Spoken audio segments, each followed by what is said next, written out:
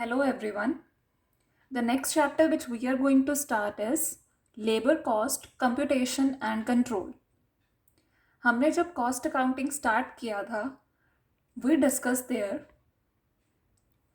कि हमारे पास कॉस्ट के तीन मेन कंपोनेंट्स होते हैं. फर्स्ट होता है मटेरियल, सेकंड होता है labour and what ever is left is called expense. अब मटेरियल को कैसे प्राइस करना है, इशू करना है और कंट्रोल करना है वो हमने प्रीवियस के 2 चैप्टर्स में सीखा है. Now we are going to shift to our second component of cost that is called labour.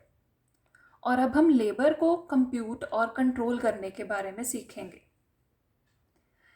Now again labour होती क्या है? लेबर मीन्स वो पर्सन्स जो हमारे पास काम कर रहे हैं, जिनके थ्रू हमारे सारे के सारे फंक्शंस ऑपरेशंस को परफॉर्म किया जाता है. जो फिजिकली वर्क करते हैं, चाहे वो जिस मर्जी फॉर्म में वर्क करे, हमें फ़र्क नहीं पड़ता. हमारे पास वो क्या है, एक काम परफॉर्म कर रहे हैं जिनके लिए हम उनको कोई पेमेंट करते हैं, तो वो हो जाती है हमारी लेबर कॉस्ट. अब लेबर कॉस्ट हमारे पास 2 तरह की होगी. It is not at all necessary कि लेबर कॉस्ट को आप सिर्फ एक ही कैटेगरी में डिवाइड करो. Labour cost is of 2 types, direct labour and indirect labour.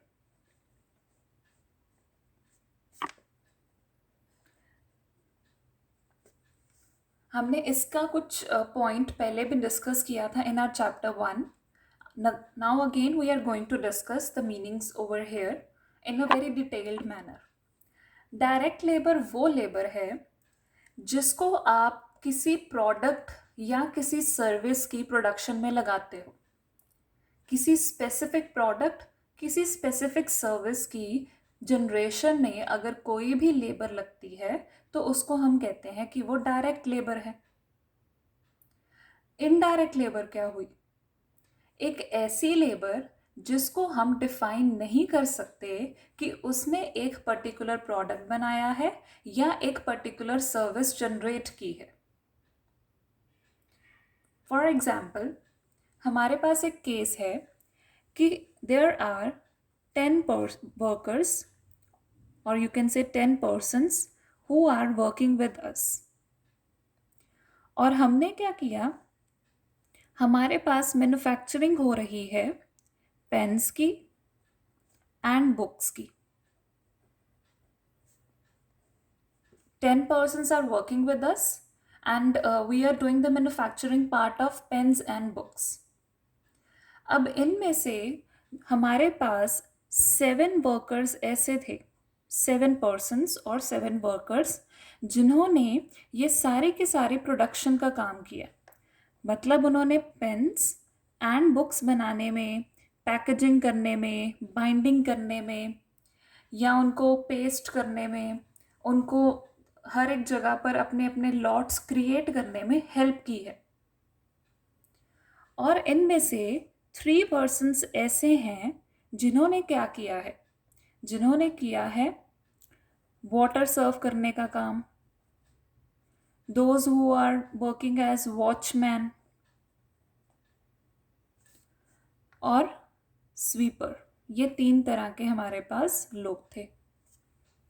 तो अगर यहाँ पर मैं डिवाइड करूँ कि ये जो लेबर मेरे पास काम कर रही है 10 पर्सन्स की, उनमें से डायरेक्ट लेबर कौन सी है, इनडायरेक्ट लेबर कौन सी है, तो ये जो 7 पर्सन्स हैं, these 7 persons are part of direct labour. Y?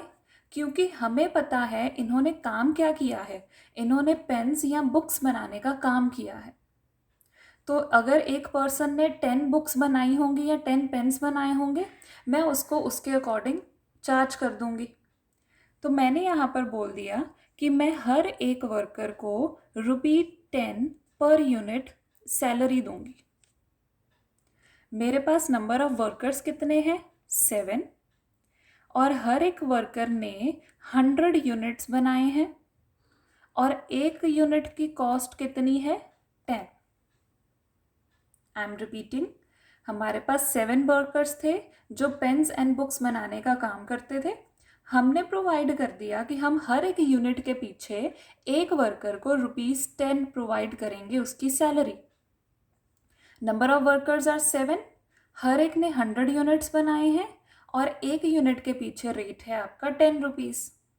That means जो ये सैलरी होगी यहाँ पर, ये हो जाएगी आपकी ₹7,000 और इसको बोला जाएगा डायरेक्ट लेबर, क्योंकि आपको पता है कि उस पर्टिकुलर पर्सन ने कौन से प्रोडक्ट कितने बनाए हैं। अब बात की जाए वाटरमैन, वॉचमैन या स्वीपर की। इनके बारे में वी कैन नॉट से कि इन्होंने कितने नंबर ऑफ यूनिट्स बनाए हैं, या हम ये नहीं कहेंगे कि वॉचमैन तो है बट वो पेन्स की रखवाली कर रहा है, बुक्स की रखवाली करने के लिए वो 30% टाइम डिवोट कर रहा है। वॉचमैन तो कॉमन हुआ हमारा, जो हर एक प्रोडक्ट की, हर एक ऑफिस की, सारे स्टाफ मेंबर्स की, जो भी अंदर बाहर आ जा रहा है उनका रिकॉर्ड मेंटेन करता है। दैट मीन्स वो प्रोडक्शन के साथ डायरेक्ट लिंक नहीं हुआ। स्वीपर है, स्वीपर सिर्फ और सिर्फ काम कर रहा है क्लीनिंग का। अब क्लीनिंग वो जिसकी मर्जी करे, चाहे वो पेन्स के आसपास की एरिया के करे, चाहे वो बुक्स के आसपास के एरिया की करे, ऑफिस की करे, बाहर की करे, विंडोज़ क्लीन करे। हम ये तो नहीं कहेंगे कि उसने पेन्स के ऊपर कितना टाइम लगाया या बुक्स के ऊपर कितना टाइम लगाया। We can't say. वाटरमैन है, अब जो वाटरमैन होगा जिसने पानी सर्व करना है, वो चाहे किसी को भी सर्व करे, चाहे वो पेन बना रहा है पर्सन उसको सर्व करे, चाहे वो पर्सन बुक बना रहा है उसको सर्व करे, चाहे वो किसी स्वीपर को करे, चाहे वो किसी वॉचमैन को करे। मतलब वो डायरेक्ट इन दोनों की प्रोडक्शन के साथ लिंक नहीं है। तो ये जो वर्कर्स की सैलरी होगी या लेबर होगी, वो होगी आपके इनडायरेक्ट लेबर का पार्ट। ऐसे लोग जो प्रोडक्शन नहीं करते हैं बट स्टिल प्रोडक्शन करने वाले लोगों की हेल्प करते हैं, उनको हम कहते हैं कि वो इनडायरेक्ट लेबर का पार्ट है। और इनकी सैलरी पर यूनिट बेसिस पर डिसाइड नहीं की जाती है, जैसे हमने किया यहाँ पर ये पर यूनिट बेसिस पर होगा, but here the salary of these persons can not be decided on per unit basis, क्योंकि ये मैन्युफैक्चरिंग तो कर ही नहीं रहे, ये तो ओवरऑल काम कर रहे हैं। तो इन केसेस में इनकी सैलरी को पर मंथ बेसिस पर या फिर डेली बेसिस पर डिसाइड किया जाता है। नॉर्मली क्वेश्चंस में आपको पर मंथ बेसिस पर ही दिया जाएगा, like ₹10,000 per month to watchman, 8,000 per month to sweeper, 7,000 per month to waterman। तो आप उस अकॉर्डिंग उनकी टोटल कॉस्ट ऑफ लेबर जो इनडायरेक्ट है वो कैलकुलेट करोगे। तो ये तो कॉन्सेप्ट हो गया कि हमारे पास डायरेक्ट लेबर कौन सी है और इनडायरेक्ट लेबर कौन सी है। अब जो डायरेक्ट लेबर होती है वो हमने कॉस्ट शीट में किया था कि वो प्राइम कॉस्ट का पार्ट होगी। इनडायरेक्ट लेबर आपकी होती है वर्क ओवरहेड का पार्ट। हाउएवर अब वो डिफाइन किया जाता है कि जो इनडायरेक्ट लेबर है, अगर तो वो फैक्ट्री में हुई है तो फिर वो फैक्ट्री ओवरहेड का पार्ट हो जाएगी, अगर वो ऑफिस में इनडायरेक्ट लेबर लगी है तो वो ऑफिस ओवरहेड्स का पार्ट हो जाएगी। वो क्वेश्चन के ऊपर डिपेंड करता है, बट इनडायरेक्ट लेबर हमेशा एक ओवरहेड का एक्सपेंस रहेगा। Now, whenever we are going to do this part, computation and control of labor cost, हमें कुछ टर्म्स के मीनिंग्स क्लियर होने चाहिए before we move on to the calculation of labour cost. अब वो टर्म्स क्या हैं? सबसे फर्स्ट होगा आपके लिए कैलकुलेट करना आइडल टाइम।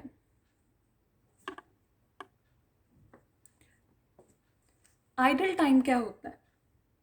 आइडल टाइम वो टाइम होता है जिसके लिए एक पर्सन या एक वर्कर को पे तो किया जाता है बट उस टाइम पर वो काम नहीं करता। आइडल टाइम मतलब एक टाइम जिसमें कोई भी लेबर काम नहीं करती है। No work is performed during this time, तो उसको बोला जाता है आइडल टाइम। अब हमारा जो आइडल टाइम है वो दो पार्ट्स में डिवाइड किया जाता है। एक तो आपका आइडल टाइम होगा नॉर्मल, और एक आपका आइडल टाइम होगा abnormal. Normal idle time, abnormal idle time. अब इनके मीनिंग्स क्या हुए? नॉर्मल आइडल टाइम वो कि आपके प्रोडक्शन का नेचर ही ऐसा है कि बीच में कोई ना कोई टाइम तो वेस्ट हो ही जाता है। जैसे कोई भी वर्कर है, वो हमारे पास इन अ डे 8 आवर्स के लिए काम करता है, जिसको हम उसकी नॉर्मल वर्किंग आवर्स कहते हैं। नॉर्मली हर एक वर्कर की शिफ्ट 8 घंटे की होती है। अब हम कहें कि वो वर्कर सुबह 9 बजे तो हमारे पास आ गया, बट उसने अपना काम 9:15 पर स्टार्ट किया। He came to the office at 9 o'clock, but उसने अपना काम 9:15 पर स्टार्ट किया। क्यों किया? ड्यूरिंग दीज 15 मिनट्स उसको गेट से अपनी फैक्ट्री तक आने में टाइम लगा, और फैक्ट्री में आकर उसने बाद में मशीन को ऑन किया और सारे के सारे प्रोसेस को अपनी अपनी जगह पर रखा, और फिर 9:15 पर उसने अपनी एक्चुअल प्रोडक्शन को स्टार्ट किया। अब गेट से फैक्ट्री तक आने में और फैक्ट्री से मशीन को स्टार्ट करने में, ऑन करने में, या अपने सेफ्टी मेजर्स को वियर करने में जो भी टाइम लगा है, वो टाइम होगा आपका नॉर्मल आइडल टाइम।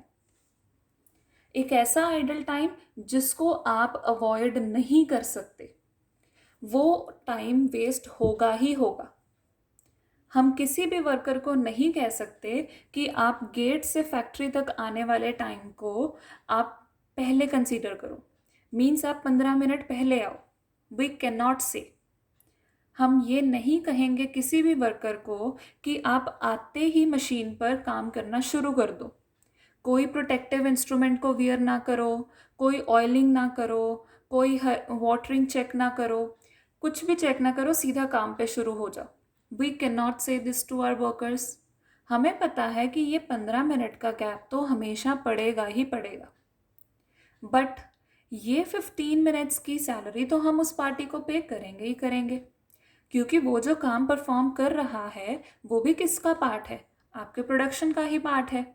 अगर वो मशीन को लुब्रिकेट नहीं करेगा, खुद वो प्रोटेक्टिव क्लोथ्स वियर नहीं करेगा, हर एक जगह को अपनी, हर एक प्रोडक्ट को अपनी अपनी जगह पर नहीं रखेगा, तो वो 9:15 पर काम स्टार्ट नहीं कर सकता। तो इसी वजह से ये जो टाइम होता है that is called normal idle time, होकर ही रहेगा, यू कैन नॉट अवॉइड, और इसकी सैलरी आपको मिलती है। You are suppose to get salary for this normal idle time. अब आता है एबनॉर्मल आइडल टाइम, कि आइडल टाइम तो है बट वो एबनॉर्मल है। वो कैसे? एक ऐसा आइडल टाइम जो वर्कर की अपनी गलती की वजह से हुआ है। जैसे वर्कर हमारे स्ट्राइक पर चले गए। वर्कर्स हमारे अगर स्ट्राइक पर चले जाएंगे, या फिर आपने लास्ट ईयर अपने लॉग में भी पढ़ा होगा कि कोई लॉकआउट में भी चले जाते हैं, या फिर हुआ क्या कि आपकी जो मशीनरी है वो खराब हो गई, या फिर हमारे पास मटेरियल की शॉर्टेज हो गई और हमारी जो मशीनरी है वो भी डैमेज हो गई।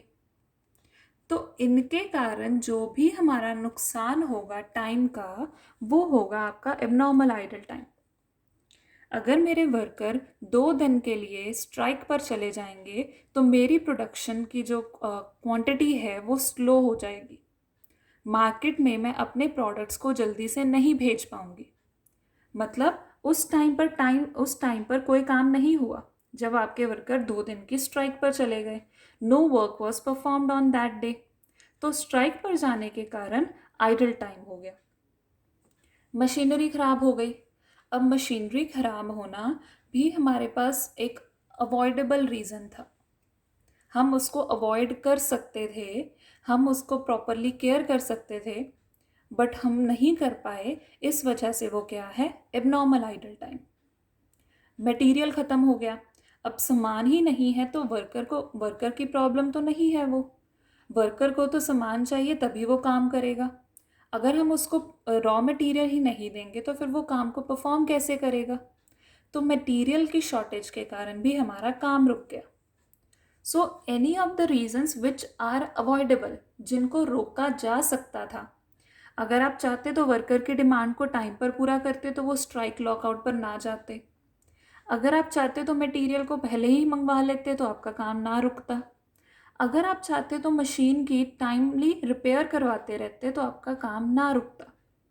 मतलब ऐसे रीजंस जो अवॉइड हो सकते थे, रोके जा सकते थे, उनको कहते हैं एबनॉर्मल आइडल टाइम। अब पेमेंट तो इसकी भी होगी। अगर आपकी मशीन रुक गई है तो उस केस में वर्कर का कोई लॉस नहीं है।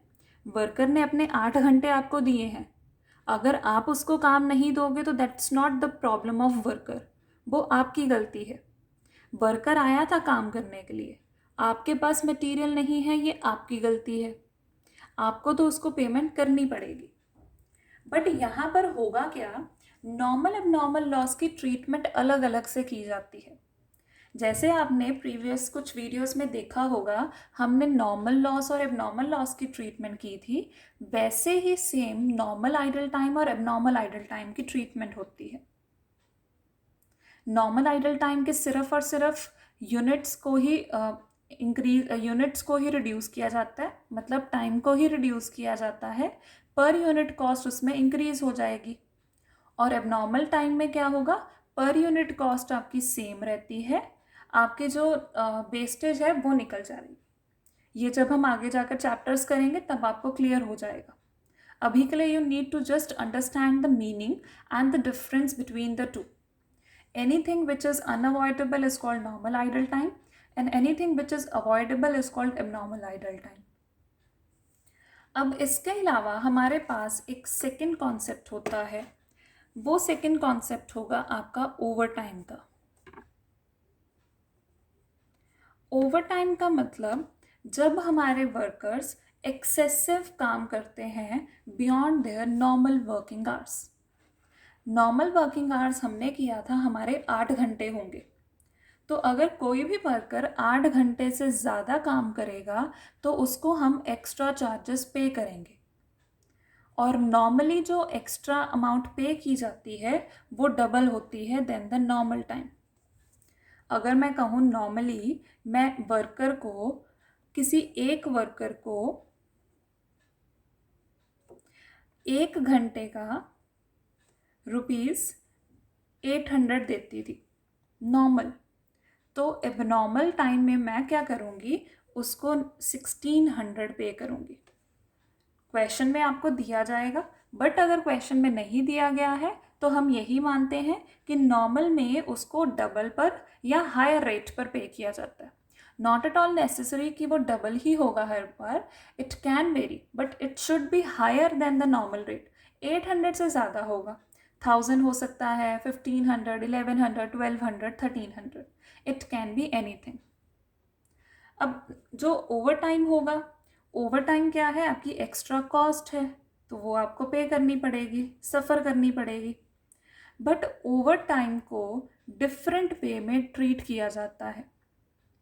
मतलब कई बार तो ओवर टाइम आपका डायरेक्ट लेबर का भी काम करती है और कई बार ओवर टाइम आपका इनडायरेक्ट लेबर का भी काम करती है। अब ये आपको देखना पड़ेगा क्वेश्चन के ऊपर। अब वो कैसे डिसाइड किया जाएगा, अगर तो आपका ओवर टाइम आपकी कंपनी का रेगुलर फीचर है। रेगुलर फीचर होने का मतलब क्योंकि मार्केट में हमारी सप्लाई या डिमांड कह लो ज़्यादा है, तो उसके कारण हमें हमारे वर्कर से ज़्यादा काम करवाना पड़ रहा है। तो उस केस में हम कहेंगे कि हमारी जो ओवर टाइम की एक्स्ट्रा सैलरी है या एक्स्ट्रा वेज है वो हो जाएगी हमारी direct labour. I am repeating, अगर तो ओवर टाइम करना हमारी कंपनी का नॉर्मल फीचर बन चुका है कि इस टाइम वर्कर्स कम हैं हमारे पास बट मार्केट में डिमांड ज़्यादा है, तो उस वजह से हमें अपने वर्कर्स को ज़्यादा पैसे देकर उनसे एक्स्ट्रा काम करवाना पड़ेगा। एक्स्ट्रा काम करवाने के कारण हमें उनको जो भी एक्स्ट्रा सैलरी पे करनी पड़ रही है वो डायरेक्ट लेबर का पार्ट है। बट अगर बोला जाए कि ओवर टाइम करना पड़ रहा है, बट वो ओवर टाइम क्यों कर रहे हैं? क्योंकि हमारे मैनेजमेंट का कोई डिसीजन गलत था या उसकी केयरलेसनेस थी। ड्यू टू मैनेजमेंट्स केयरलेसनेस, कि उसने कोई डिसीजन गलत ले लिया या उसने पहले मटेरियल नहीं सही दिया था, तो हमारी जो सप्लाई थी वो गलत चली गई, अब दोबारा प्रोड्यूस करनी पड़ेगी। या उसने पहले ऑर्डर को सही तरह देखा नहीं, या पहले उसने सारी अरेंजमेंट्स अच्छे से नहीं की।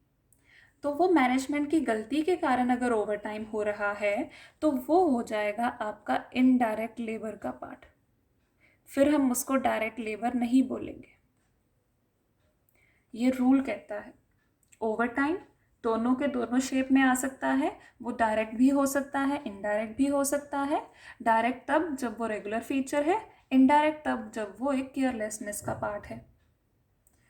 Now there are 2 mini topics which are left. हम अपने वर्कर्स को कई बार डियरनेस अलाउंस पे करते हैं। ये एक्स्ट्रा बेनिफिट होता है जो वर्कर को उसकी सैलरी के ऊपर पे किया जाता है, तो ये उसकी सैलरी में ऐड हो जाएगा। क्वेश्चन में आपको दिया होगा इसको कैसे कैलकुलेट करना, इजी होता है। देन होते हैं फ्रिंज बेनिफिट्स। ये भी एक्स्ट्रा बेनिफिट्स होंगे जो हम अपने वर्कर को या उसे किसी भी फॉर्म में पे किए जाते हैं, तो ये भी आपको क्वेश्चन में बताया जाएगा कि इनको कैसे कैलकुलेट करना है। So dearness allowance and fringe benefits are again extra forms of salary which are given to the worker. अब वो डायरेक्ट है इनडायरेक्ट है वो डिपेंड करता है कि आपको कैसे इन्फॉर्मेशन दी गई है। ओवर टाइम की टाइप्स हो सकती हैं, इन दोनों को हम कभी भी डायरेक्ट इनडायरेक्ट में कन्वर्ट नहीं करते हैं, क्योंकि अगर तो डियरनेस अलाउंस इन वर्कर्स को पे किया जाएगा तो वो डायरेक्ट लेबर है, अगर डियरनेस अलाउंस इन वर्कर्स को पे किया जाएगा तो वो इनडायरेक्ट लेबर का पार्ट हो जाता है। So this was all about your introductory part to labor cost, computation and control. Revise these topics very well. We will do the questions in our next video. And this chapter is very easy. It will hardly take 2 to 3 classes more और आपका सारे का सारा chapter cover हो जाएगा. Thank you.